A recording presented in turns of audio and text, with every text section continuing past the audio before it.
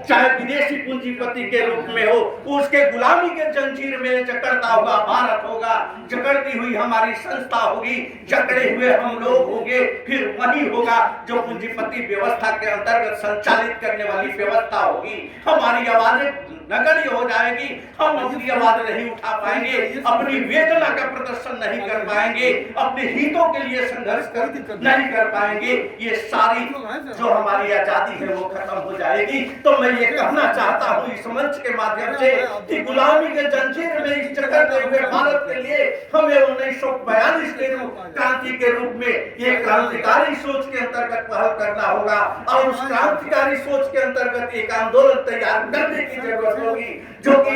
अपने हकों को लेकर के हम तब तक अपनी आवाज उठाते रहे, तब तक हम अपना संघर्ष को जारी रखें, जब तक कि ये सरकार ये तानाशाहपूर्ण रवैया के अंतर्गत जो नीतियां अपना करके चल रही है, प्राइवेटेशन का जो नीतियां अपना करके चल रही है, आईपीओ का, इस पर अपना कदम पीछे नहीं कर लेती है, जीएसटी जैसे काले कानून को वापस नहीं ले लेती है, तब तक हमें संघर्ष करते रहना चाहिए। और all India life insurance association इस आंदोलन के साथ एनी टाइम एनी समय किसी भी तरह की जहां भी आपको आवश्यकता महसूस होगी कदम से कदम मिलाकर के चलने का कार्य करेगा, चाहे वो दिन का समय हो, चाहे रात का समय हो, चाहे सुबह का समय हो, चाहे शाम का समय हो, एनी टाइम आपके कदम से कदम मिलाकर के चलने के लिए तैयार है। और इस आंदोलन को अपनी पूरी ताकत के साथ हम लोग लड़ेंगे और जीतेंगे। मैं चाहूंगा मेरे साथ एक बार आवाज दे, अरे इंकलाब जिंदाबाद, जिंदाबाद जिंदाबाद, इंकलाब जिंदाबाद, जिंदाबाद जिंदाबाद, अरे भ्रष्ट सरकार मुर्दाबाद, मुर्दाबाद मुर्दाबाद, और वित्त मंत्री मुर्दाबाद, मुर्दाबाद मुर्दाबाद, अरे वित्त मंत्री मुर्दाबाद, मुर्दाबाद मुर्दाबाद। साथियों, मैं विशेष करके आपसे अपील करना चाहता हूं कि किसान आंदोलन से सबक लेते हुए, उसकी गलतियों में सुधार करते हुए, मैं इस मंच के माध्यम से आपसे अपील करना चाहता हूं कि मुझे तन मन धन के साथ इस आंदोलन को पूरी तरह से सिंचित करने की जरूरत है। इस आंदोलन को एक जीवंत आंदोलन के रूप में हमें स्थापित करने की जरूरत है। और यह मंडल कार्यालय के प्रांगण में ही नहीं, अगर जरूरत महसूस होती तो सड़क से लेकर के हमें संसद तक लड़ने की जरूरत है। तो मैं आप सभी से अपील करना चाहता हूं कि सड़क से लेकर के संसद तक की लड़ाई अगर लड़नी होगी तो उसमें हर तरह की भूमिका अदा करने के लिए हम सब तैयार हैं। और जरूरत पड़ेगी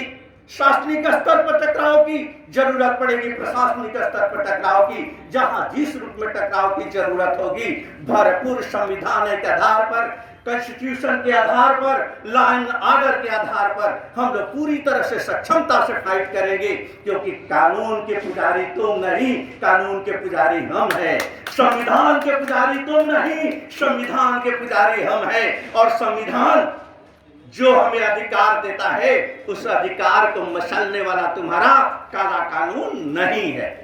तो तुम्हारे काले कानून के खिलाफ हमारी ये आवाज बुलंद होती रहेगी, और ये तब तक बुलंद होगी जब तक कि अपने हितों को हम संरक्षित नहीं कर लेंगे। तो मैं चाहता हूं विशेष करके मेरे दोस्तों कि all India life insurance association जिस तरीके से एक भारतीय जीवन बीमा निगम के अंदर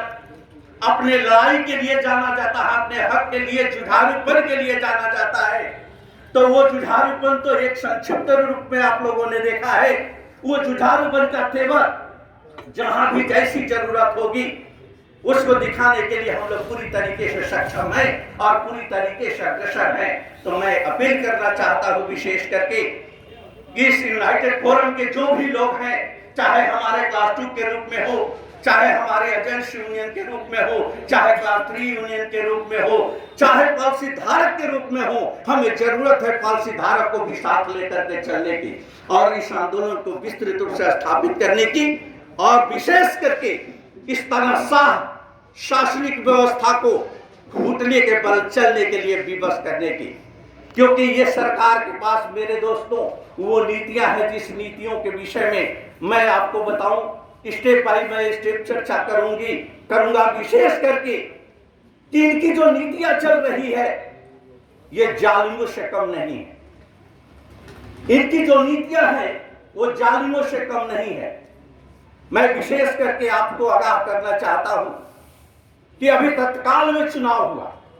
चुनावी प्रक्रिया पर सभी लोगों की नजर रही। मैं कहना चाहता हूं कि चुनाव के अंतर्गत जब वाइब्रेशन क्रिएट हो जाता है तो उस कंडीशन में जस्टिस की जरूरत होती है। वाइब्रेशन क्रिएट जिस समय हुआ था उस समय की स्थिति अगर देखा जाए तो एक तरफा कार्रवाई की गई शासनिक और प्रशासनिक स्तर पर और विपक्ष को तोड़ने का कार्य किया गया। लेकिन अफसोस है कि विपक्ष भी हमारा कमजोर निकला। नहीं तो मैं तो कहता हूं कि विपक्ष की भूमिका में आप रहते हुए अपने संविधान का इस्तेमाल क्यों नहीं करते हो? आप अपने लॉ एंड ऑर्डर का आप इस्तेमाल क्यों नहीं करते हो? अगर आपके अगेंस्ट किसी के अंतर्गत किसी के अंदर अगर पहल करने की क्षमता, अपने अधिकारों का दुरुपयोग